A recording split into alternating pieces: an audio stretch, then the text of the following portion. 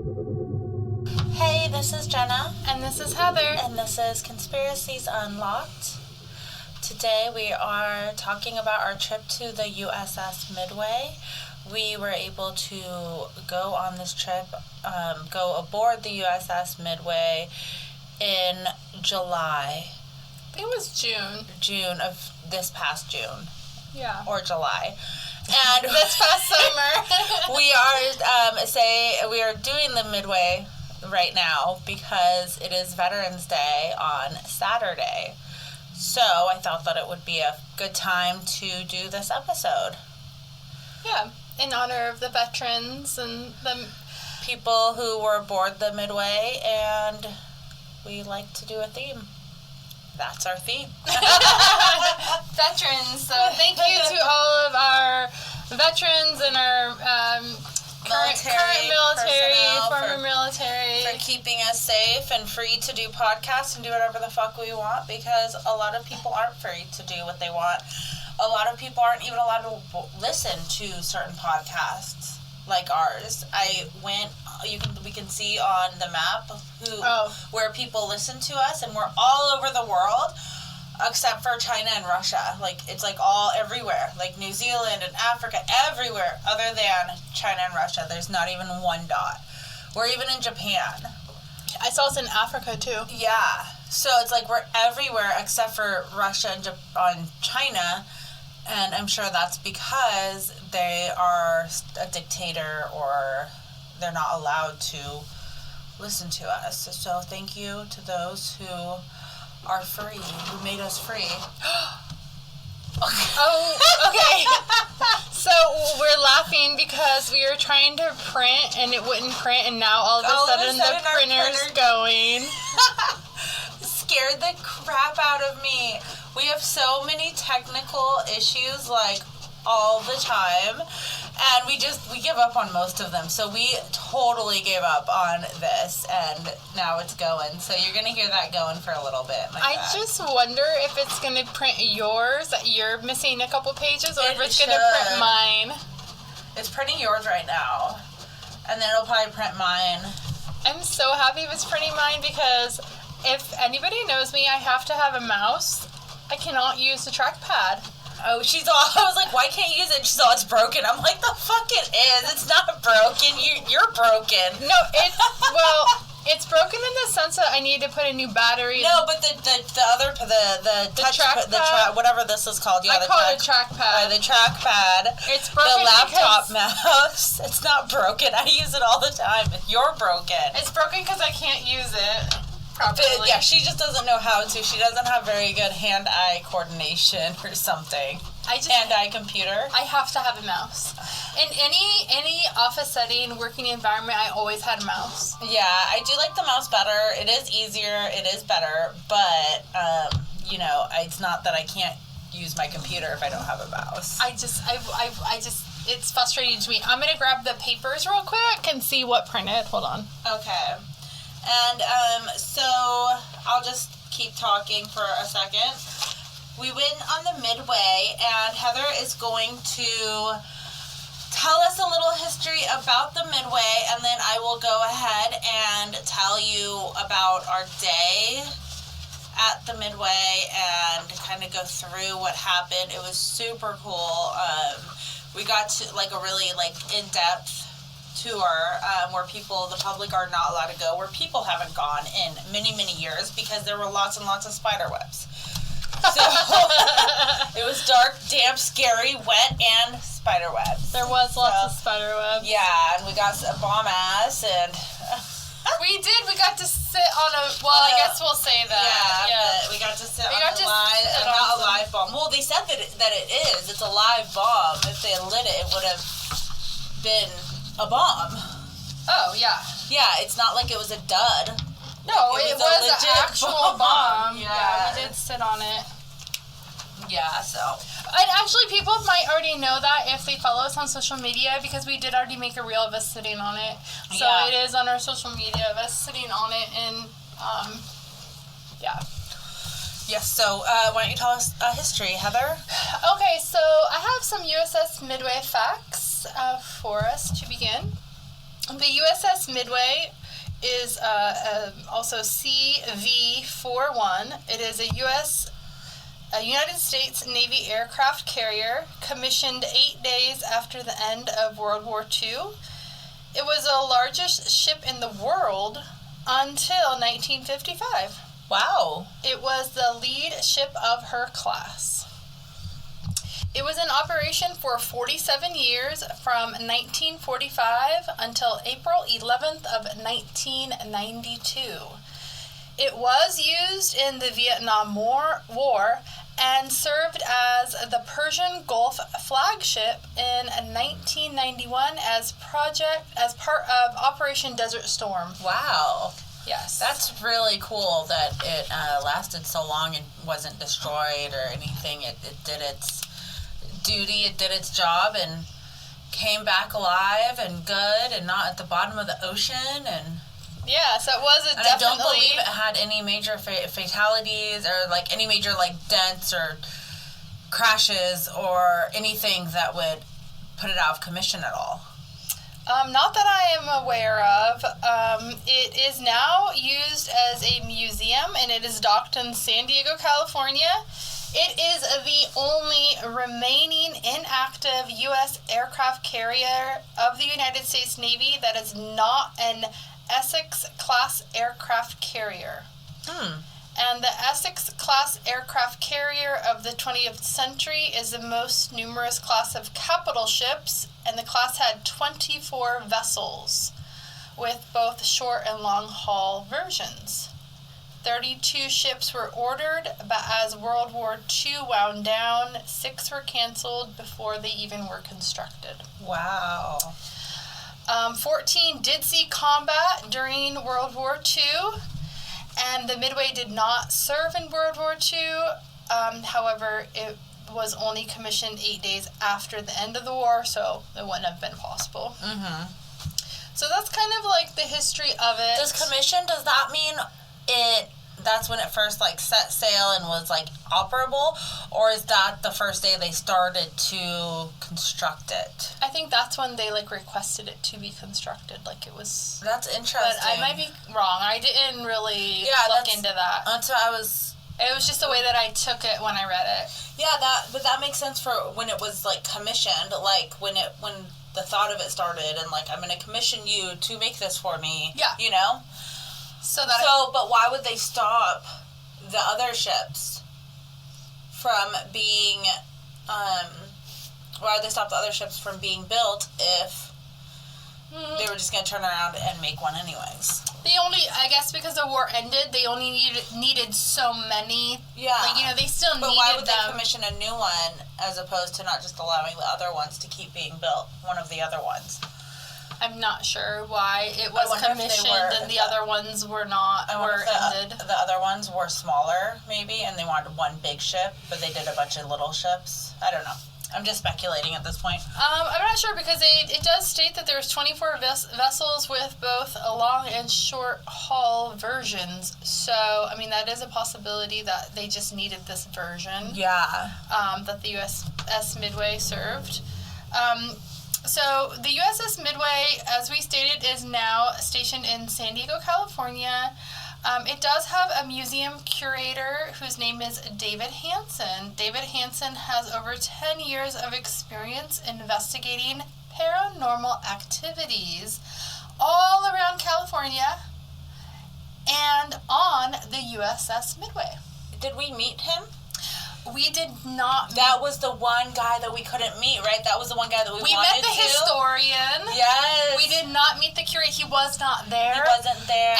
And what I'm about to say that he no longer does that. No, and we saw that because remember we went into his room where he used to do the ghost hauntings or whatever, and the little like the voodoo doll was hanging. So, one of the roles of David Hansen as the museum curator is to keep a log of all of the unusual incidents reported by volunteer staff and guests. Ooh, spooky.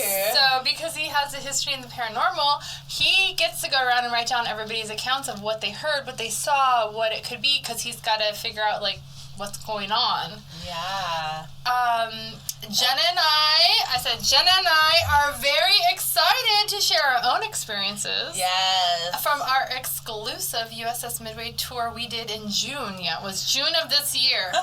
The paranormal activity has been reported on the USS Midway with numerous encounters over the years of ghosts and spirits of crewmen who have died on the aircraft carrier. And not only have they died on the aircraft carrier, but it is also believed that the ones that did not die came back after death as a sense of duty and camaraderie with their other shipmates.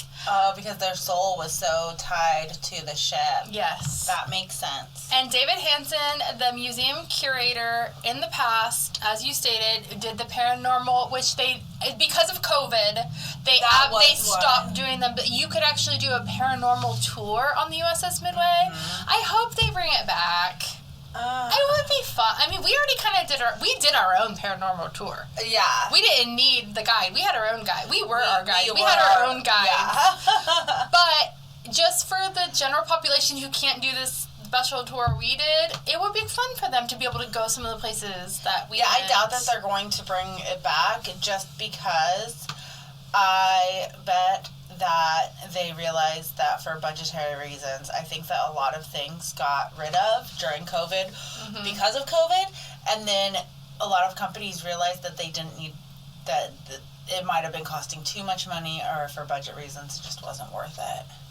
And also, the places that we went, a lot of them were pretty dangerous, honestly. And I'm sure we'll get into that. I know you have a lot of notes, and I have a lot of my account in my memory of what we did.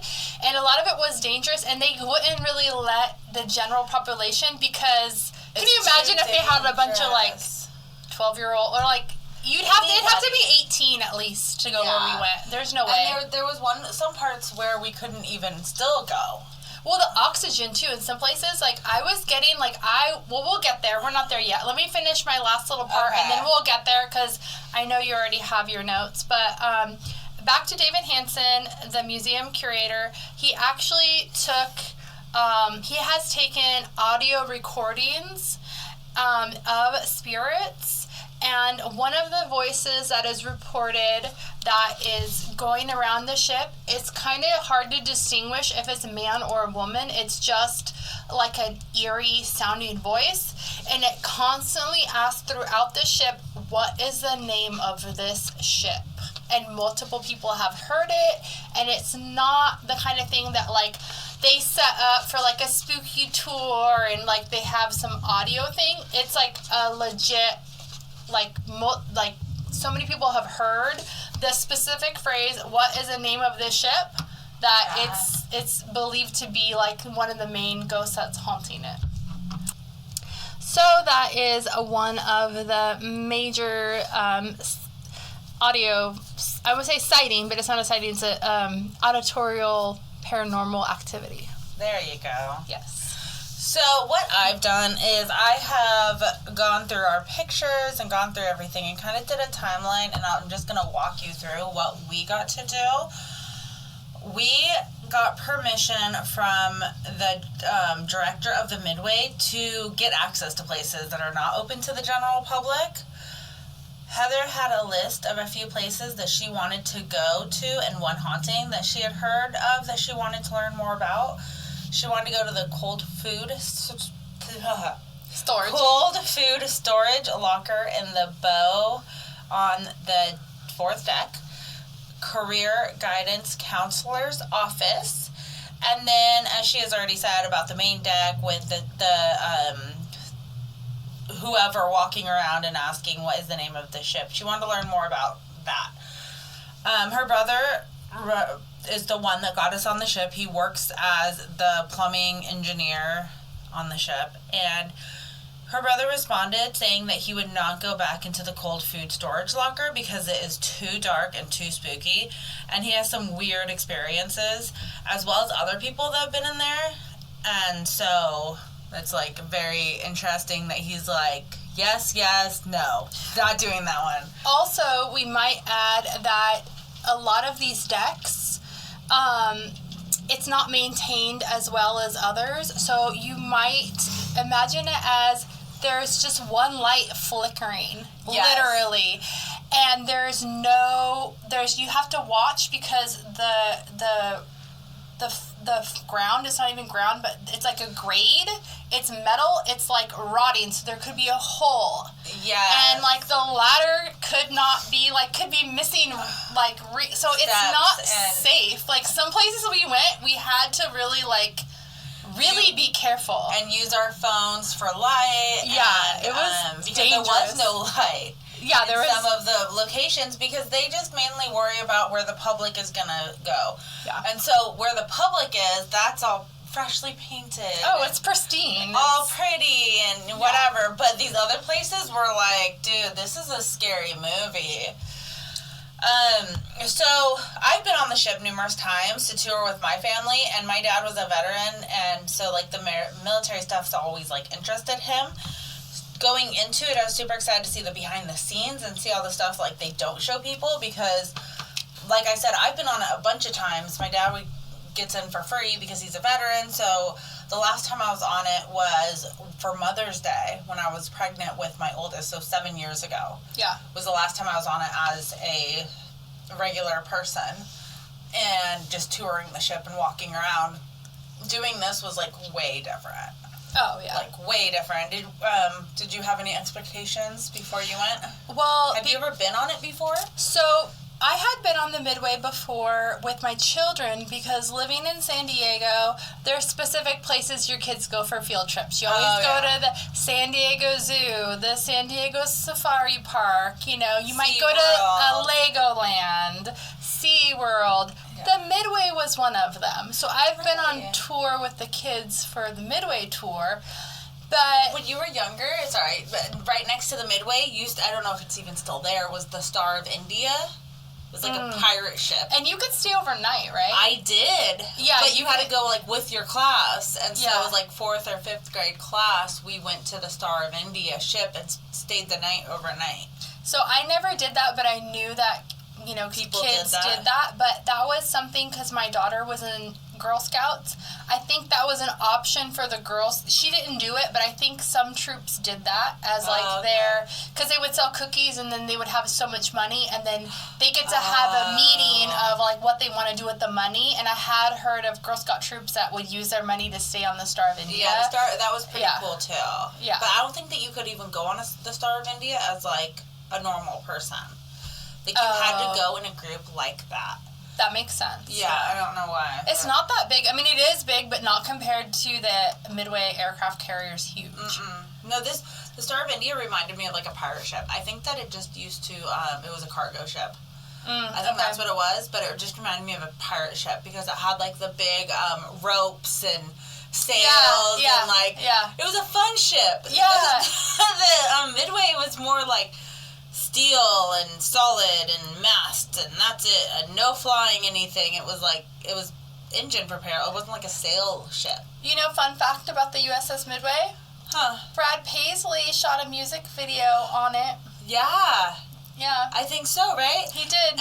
Was it for the Top Gun movie? Yeah, so for Top Gun. So we have in San Diego also the Top Gun house. Yes, that they have moved. I was in it before they moved it, and they have since moved it a few years ago. They only moved about half a mile down the road, but they've added onto it. It's not the same.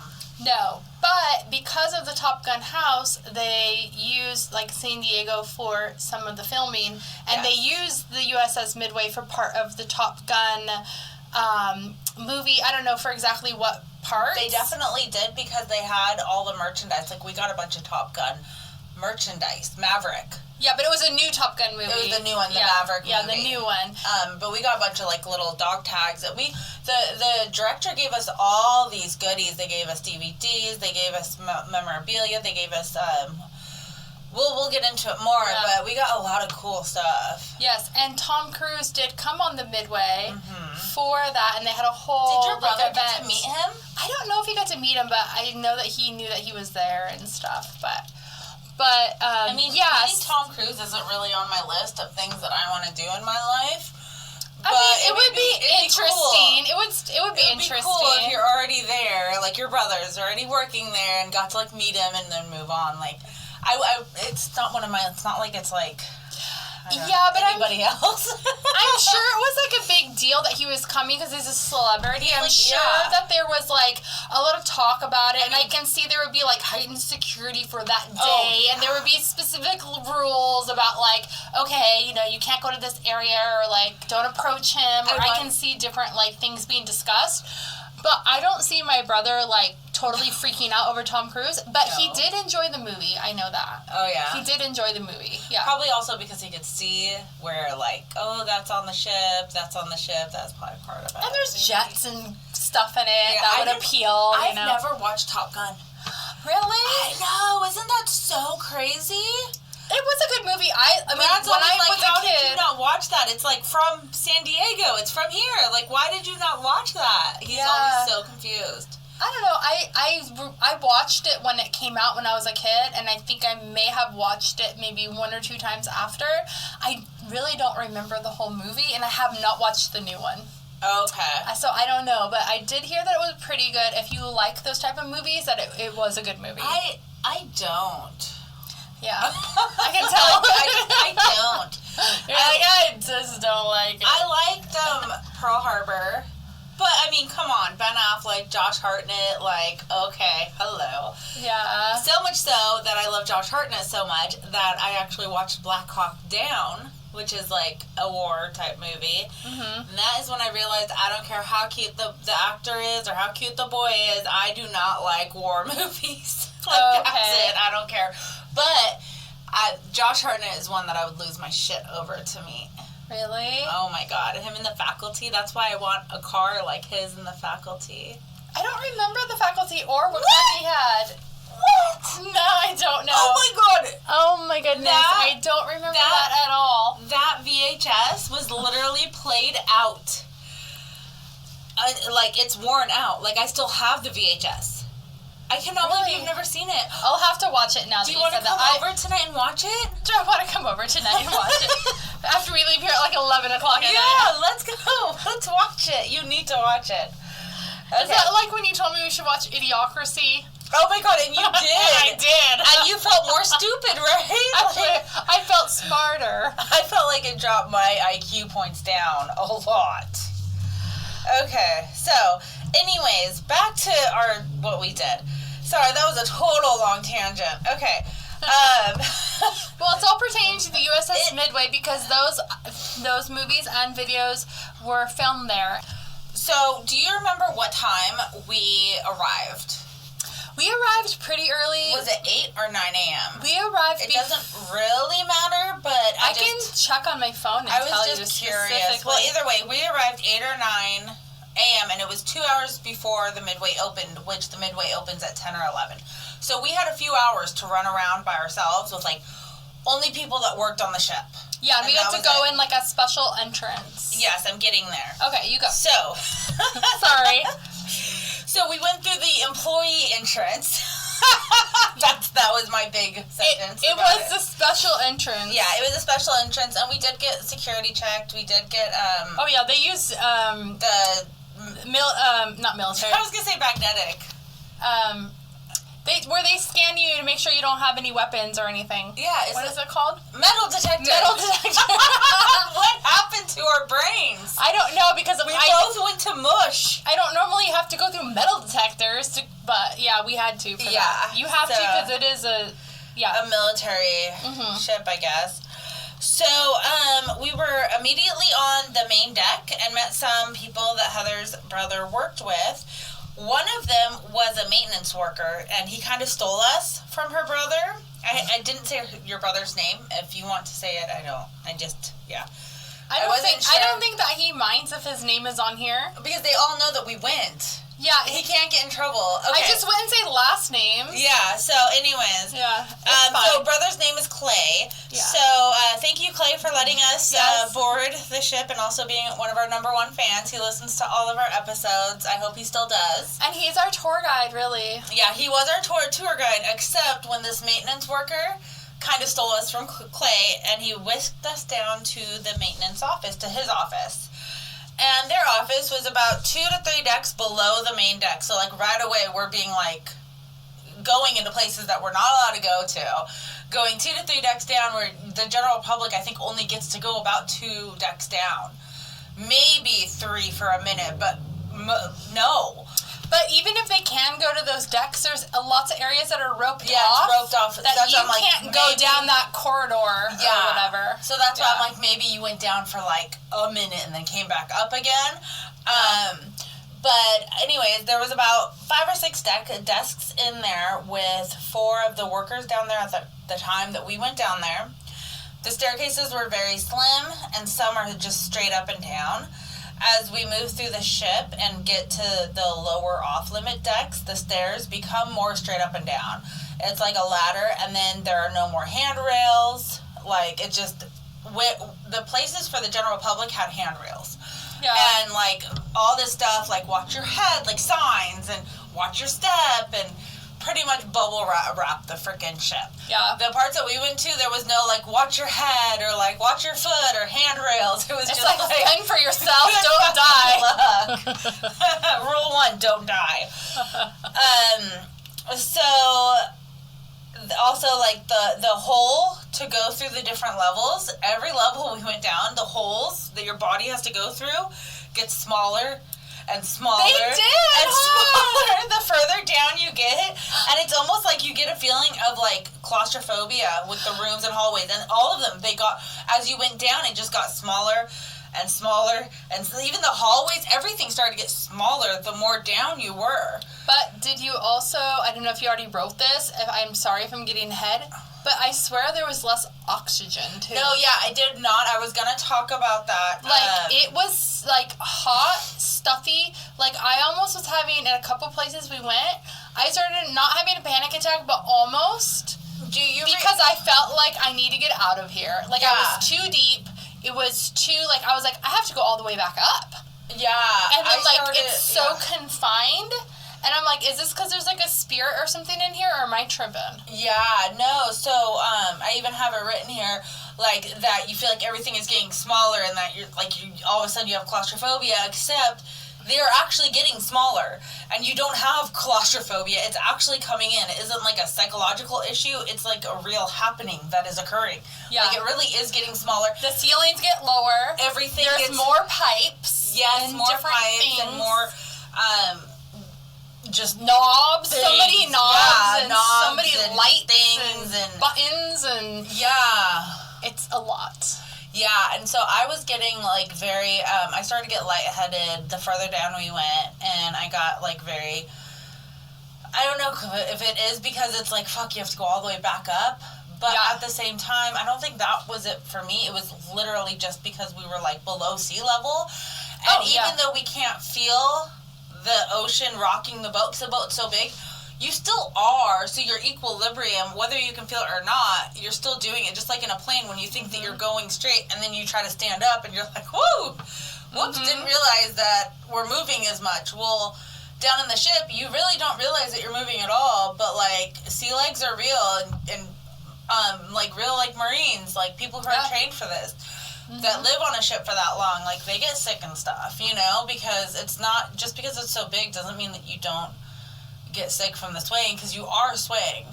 Yeah, definitely. So. And not only that, but about the signs that said, like, look out for asbestos. Oh, yeah. And then there's, like, parts of the ship that have water. Like, there is water. Or, like, water dripping. The obsessed. Or, like, you look out the hole, and you can, like, almost stick your hand in the water in the ocean.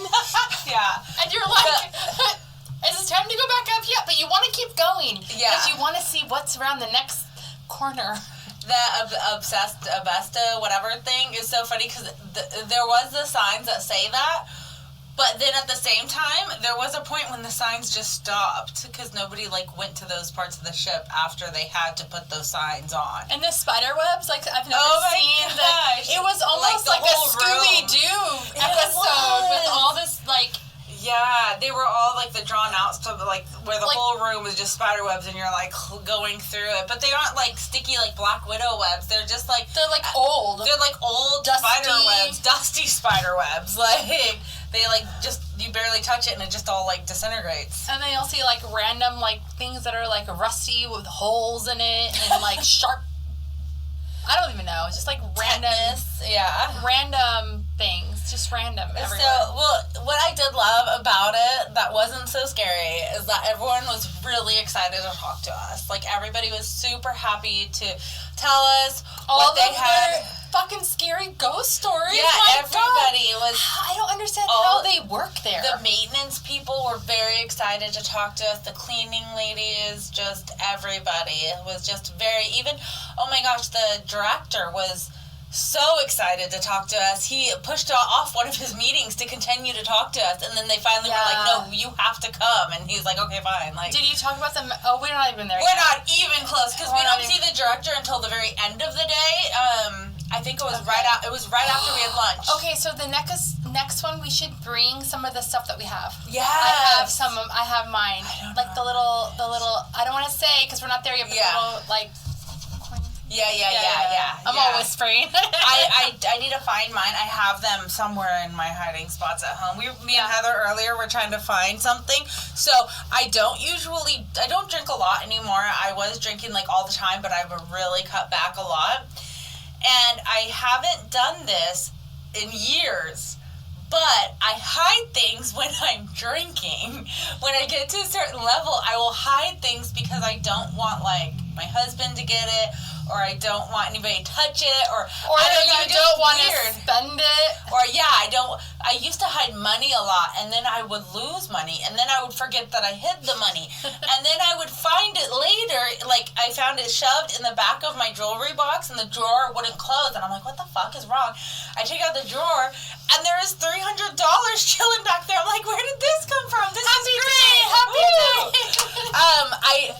And a lot of times I forget that I hide things. It just gone, and I'm like, shit, what happened? And then I just, so does that ever happen to anybody else? That happens to me too. I got so fucked up this weekend because I was organizing my kids' toys. Yeah. So that made me drink myself into oblivion because they have so many fucking toys, and I just got overwhelmed. And I drank, and then I remember I took a shower when I hid this item that I'm looking for. Yeah, the little thing that we got from the Midway, right? Yeah, so I can't find it. But anyways. Sad day. So. And we'll get into what we got from the Midway later. Yeah. So the guys back to the maintenance office. The guys in the maintenance office were telling us all about the spooky things that has happened. They told us one story that really, like, stuck out in my mind. One of the guys was sitting at his desk doing his work, and suddenly the cabinet door flew open, and the items in the cabinet started flying at him, which would be all normal and fine, except the cabinet door has a latch on it, and it's quite hard to open. Like, Heather tried to open it. We have it on video to show how hard it was open. I think there's, like, even, like, a magnet that's part of it. Yeah. So it's not like it could have just, like, fallen open. No, you have to unlatch it, and then it has like a hole where you can put a lock too. Yeah, and it was magnetic too, right? Yeah, and then it has like it's already kind of like if it's not magnetic, it's just metal, so it fits together tightly. Yeah. And so you would have to undo the, where the hook I guess it's like not a hook, but where the latch is, you would have to undo the latch, and then you would have to forcefully open it to even open it just if it's not locked. Mm-hmm. Yeah, so it sounds like something from a scary movie, but he swears that happened. And can you imagine sitting there at your desk, because this is office, and the cabinet unlatches, it opens, and items are being thrown out of the cabinet across the room. It was a pretty large room for it to to fly. It wasn't like it just felt like if the ship was like rocky and it just like slid out and fell on the ground. No, it like flew across the room. Yeah, that's what was weird. It sounds like a scary movie. Like it just flew across the room. It didn't fall out. And I will post the video. I do have the video of the cabinet and where it flew to. Yes. Yeah. And from there, 2 of the maintenance guys and Heather's brother took us on our own tour. And that was when, what were their names? I forgot their names. I think we said we weren't only going to say, like, that's why I was just like, whatever. And stuff. Yeah, we're not anyways. Okay, good. Because we do have, like, audio that we took from them, but we asked them, do you want to be on camera? Do you want to do all this? Can we do audio? And they said, like, we could take the audio and dictate it, but we couldn't, like, put the audio out there. And couldn't put their name pictures. Yeah, we couldn't name them and stuff, so. They probably don't want to have, like, any stigma against them, just like with the UAP stuff. Yeah. So, anyways, so they took us, like, on a tour, and Clay was kind of like, okay, like, I guess we're doing this, because her brother is very, like, not timid, but, like, where he doesn't want to break the rules. He didn't know how far he could push it, because we'd just gotten there, right? I felt like I was getting those vibes from, like, don't talk to anybody, don't do this, don't do that. Well, he's like, they're working, we don't want to, like, disrupt their day or bother them. We don't want to, like, we just want to be, like flies on a wall. Just, like, respectful of that. Yeah. And then that day specifically that we had gone, because he is kind of like his own boss of his, like, department, he can kind of, like, you know, he makes, like, his day of what he's gonna do. Yeah, so he was able So he already knew that was a good day for us to come, because he knew, like, he had already taken care of what he needed to take care of, or, like, he didn't have much to do, so he could walk around with us. And they already knew he was going to walk around with us, so everybody already knew. But he didn't want to disrupt other people that actually had work to do. Yeah, exactly. Like, other people actually had shit to do that day. Yeah, I know. Like, it was a chill day for him. But everybody else. But we were kind of, like, stopping them from their work. Like, hey, talk to us, don't work, take a break. Yeah, exactly. So, but that was, like, kind of cool that these 2, and they were with us for, I want to say, about an hour and a half, 2 hours before they had to leave. Well, remember but Clay was like, okay, I guess we're going to go this way with them. If they're going to let you, because we were like, can we go with them? And Clay was like, yeah, I mean, like, I guess so. We can take them. I guess they're taking us. But do you remember who the guy was? He was the main electrical engineer for the entire ship. Yeah, he was in charge of all his people. Because at one point he sent someone. There was 2 guys with us, and at one point he sent the other guy to be like, go back to work. Like, you gotta go. And then we had after like an hour, and then we had him for another like hour. So we had the main like plumbing engineer and the main like electrical engineer for the not warship, but the aircraft carrier. Yeah. So anyways, those maintenance guys, the main electrical engineer. He wasn't even a maintenance guy. He was in charge of all of the everything. That's maintenance. Yeah, but I mean, it's way beyond that. It's like the shit my brother built is like way more than plumbing. Well, yeah, that's why she goes, oh, my brother's a plumber for the Midway.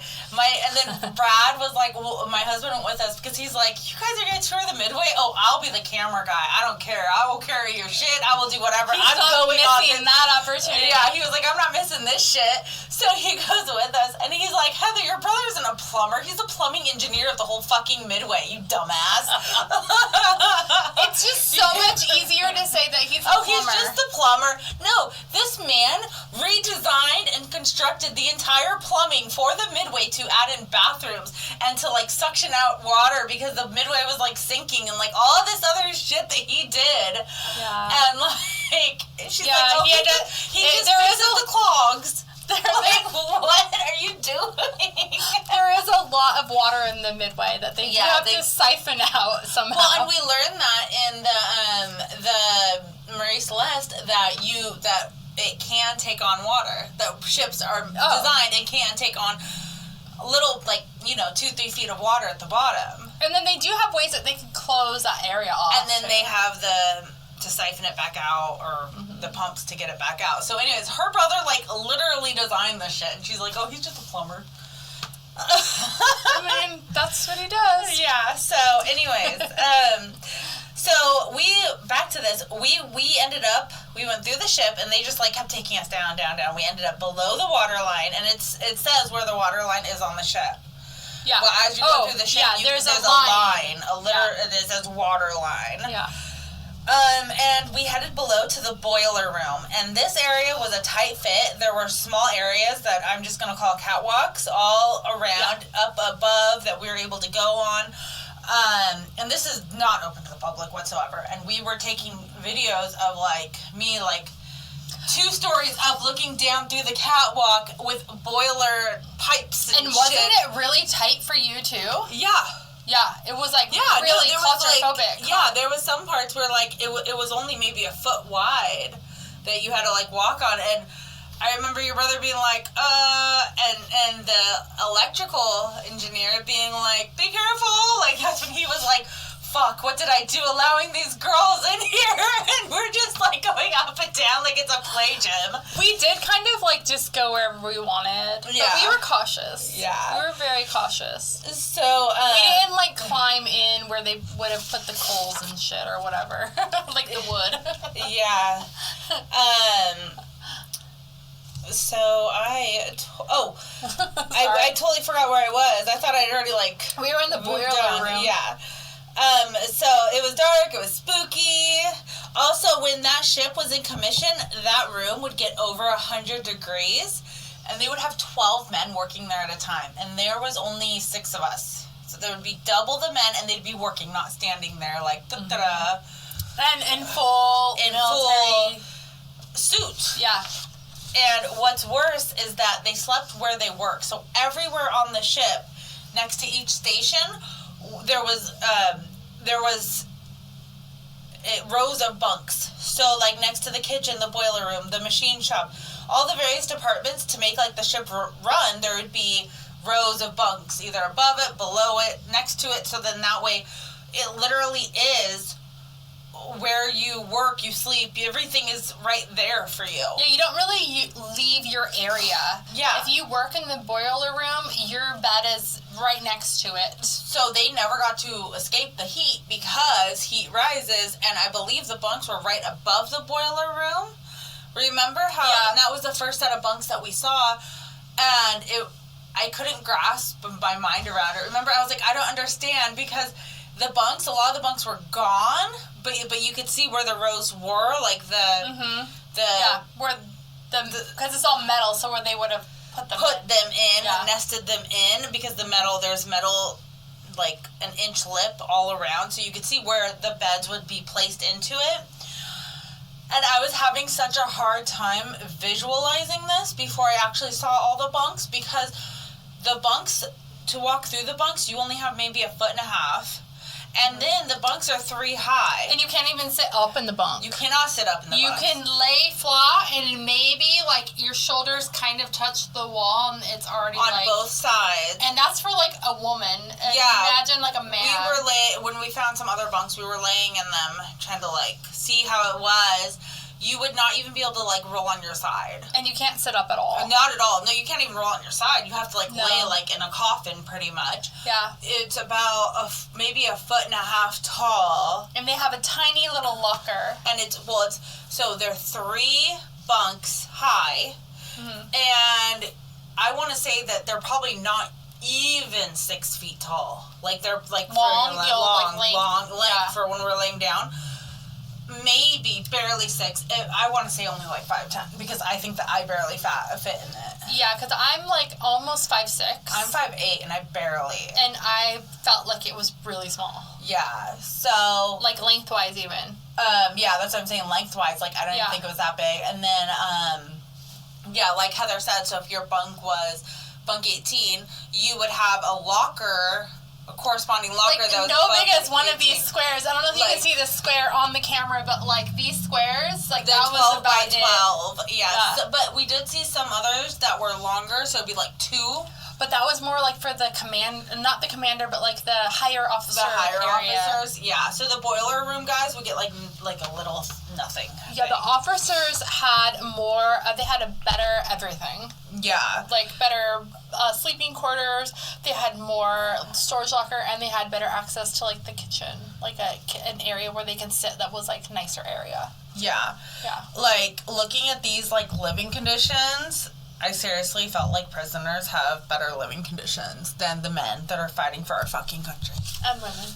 And women. Yeah. Sorry. Well, back then it was probably only men. Well, it was probably a lot more men back then. Definitely, yeah. So, oh no. Sorry, guys. I totally, She's spacing.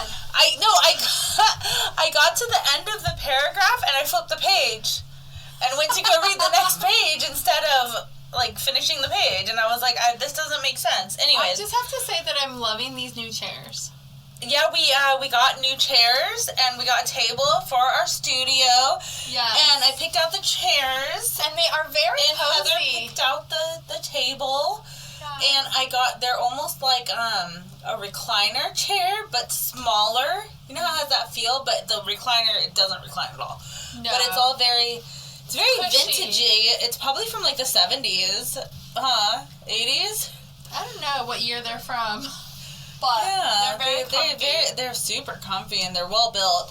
Brad brought them in and was like, "Wow, these are really good built. These are like they're very sturdy. They're very sturdy and heavy. These must be old." And I'm looking at them and I'm looking at them. They're made with real wood. Yeah, they're actually they're not nowadays Jerome's. That's for sure. No, definitely not Jerry Price. So, after learning about the boiler room, we went through more of the ship and headed over to the quack's office. Yeah, this was their doctor. There was some weird-ass shit in this office. This was not part of the museum, so it was not, like, all prettified. It's just kind of how they last left it, like, how the doc left this shit, right? We have images of that. Yes, right? we video? do. Okay. But it didn't have any of the medical supplies. There were no lights. No, there was a big light over the table. Yeah, I'm getting there. Okay. But, so we used our phone for lights. As soon as we walk in, we see a large metal patient table. Like, the kind that you sit on, lay on, so they can show you. Almost, Except in a hole in the back, there's a hole in the back, like where your back would be, and there's a big light over it. Huge light, almost what you would see in a mad scientist experimental lab. As big as this round table, like. Yeah. Or, like, it was like some sort of torture chamber, like. So, while that was weird enough, we noticed a door that led into a tiny, tiny room, about 2 feet by 4 feet. Standing room only. Mm-hmm. We figured, or at least hoped, that this is maybe where they did hearing tests on the soldiers. That's what we were like. We were hoping that this is what occurred here. Mm-hmm. I told Heather that I would lay on the table if she went in the room. So she went in the room. We closed the door. There was a little freak out moment. I think we were just freaking each other out. There was this little window, so I could see her.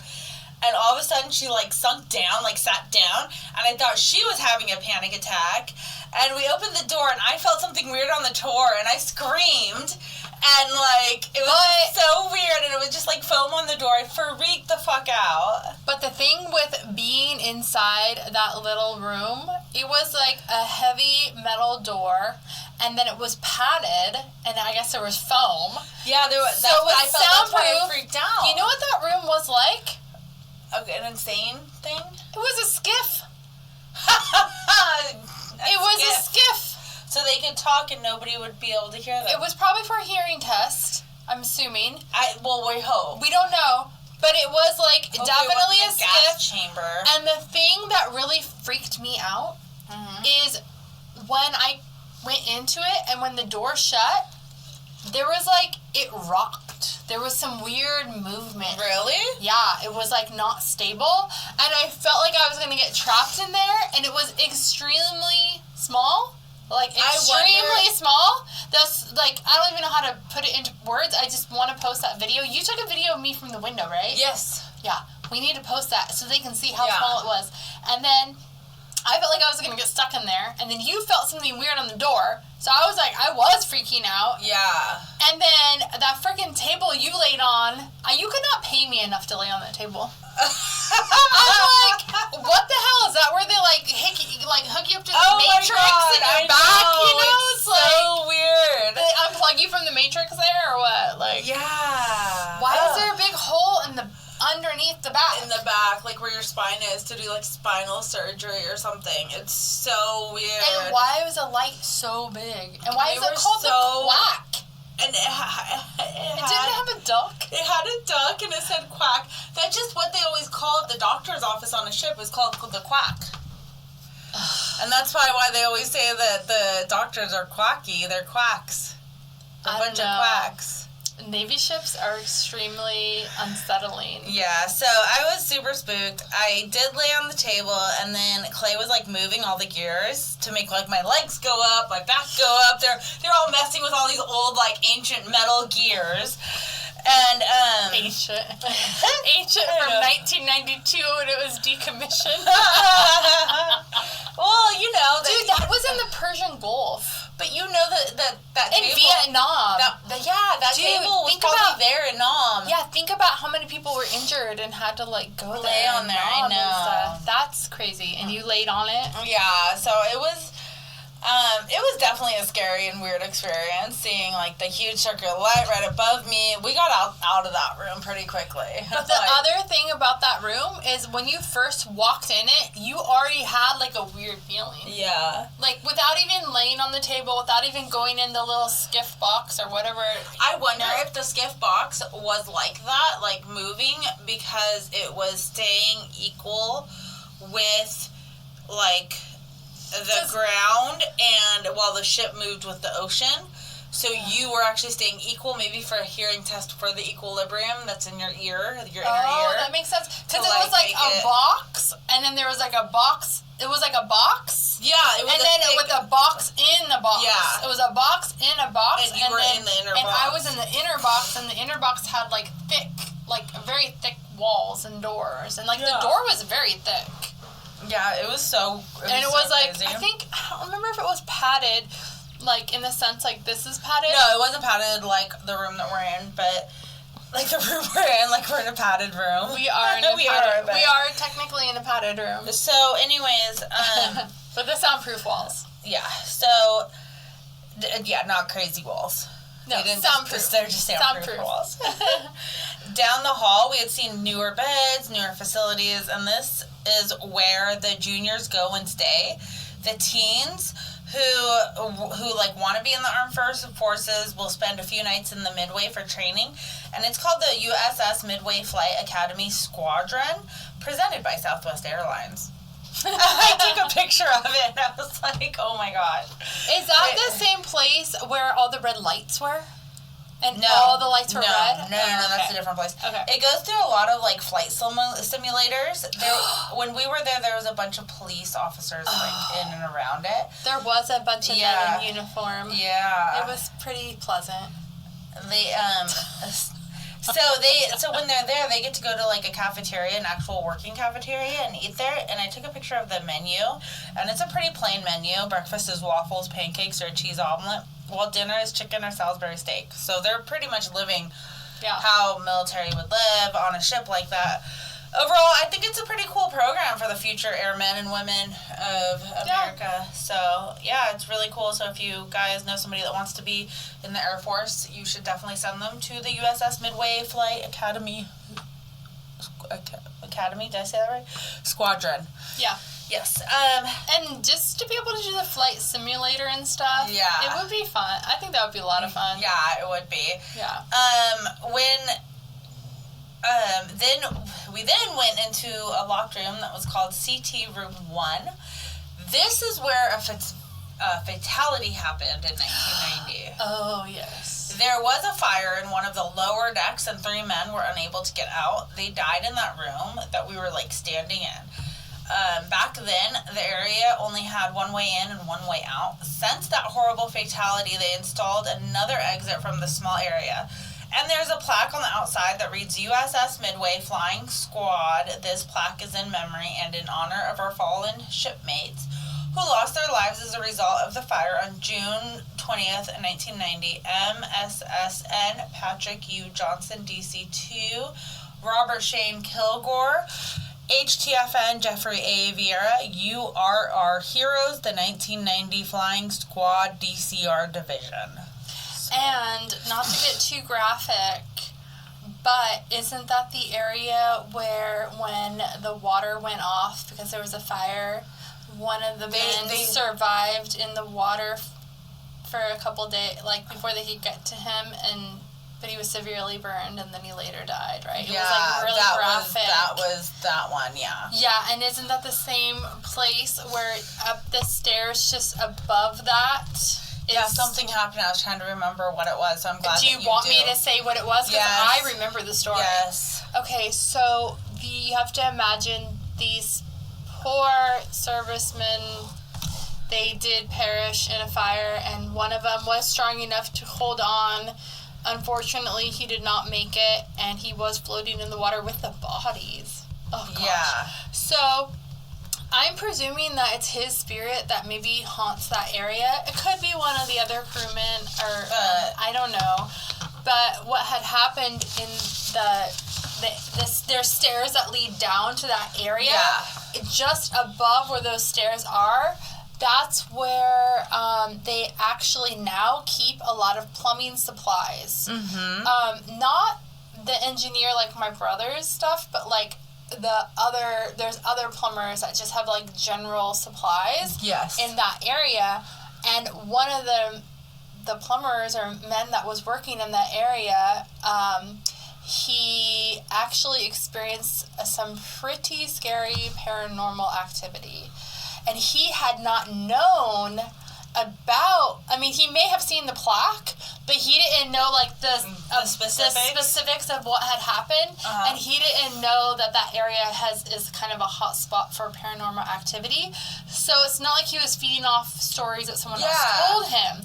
He himself had, like, put a drill down, and then the drill started spinning around on its own, like not on like the bit spinning, like it got like pressed on by accident. Like it was literally like the entire drill itself was spinning around, and he like freaked out because how was it just spinning around in a circle by like it had been sitting there idle, like nobody, he didn't kick it, there was nobody else with him, and there was a couple other things that had happened, I believe, with some of like the piping and the, you know, moving around kind of like the other room where it would just like fly across and stuff and move around on its own like somebody was throwing it, but there's nobody else in there, and it's not like where it slid off where if the boat was a little, or it's not a boat, but like if it was a boat, it would make more sense because it would be smaller. This is an aircraft carrier. It's very stable in the water. Yeah. And it's docked in San Diego. There's not huge waves. I mean, there's a little bit of, like,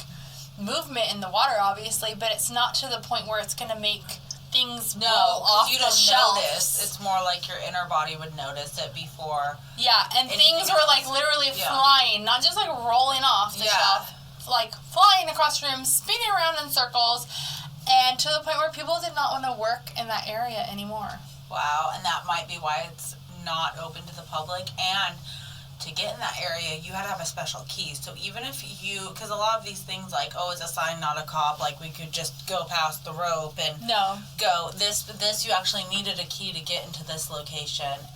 And it wasn't hidden, it was hidden. Remember, he got it from like an area that was like not hidden, but like, if you didn't know it was there, you wouldn't know it was there. And like, what did he use? I don't remember, but Brad was like, what are you doing? Yeah, it was very really funny. And I think it's because he didn't use the key. I think he got like a stick from somewhere, and then he used it to prop something else up, and then like it was a whole Jimmy rig thing that he had going on to like get inside this gate because he didn't have the key for it. Yeah. Not that he wasn't allowed to go in it. He was just like, oh, I'd have to go back to my office to get it. Here, hold on, I got this. I do this all the time, so I don't have to go back. Shh. He doesn't do that all the time. He always has a key. Yeah, so that was very, hearing that while we're standing in that exact location. Yeah. And then seeing where he... It was very eerie. Yeah. Extremely eerie. And you did, I had chills just standing there. It was, I remember having chills standing there. That was really, not okay. It made you feel like something was standing next to you almost. Yeah, for sure. It was very creepy.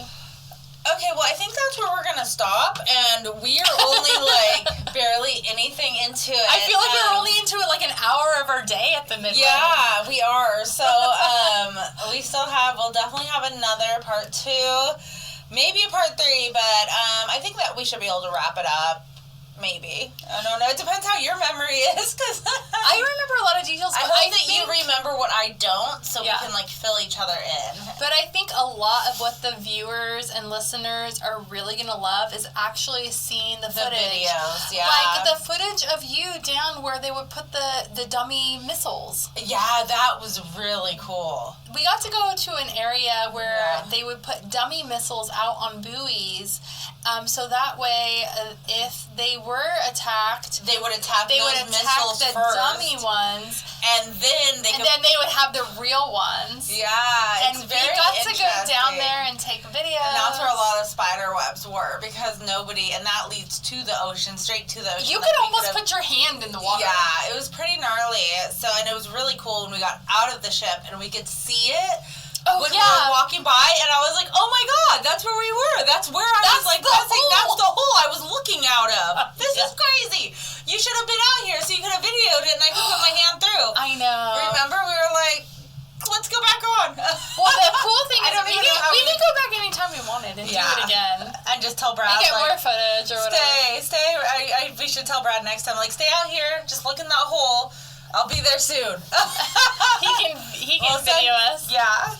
Anyways, okay, so join us next week for the next part of the Midway. Yes. And our fun adventure and what we did on there. Thank you guys so much for listening, and don't forget to share, like, and subscribe. And email us, especially if you've been on the Midway. That would be really cool. Conspiracies Unlocked at gmail.com.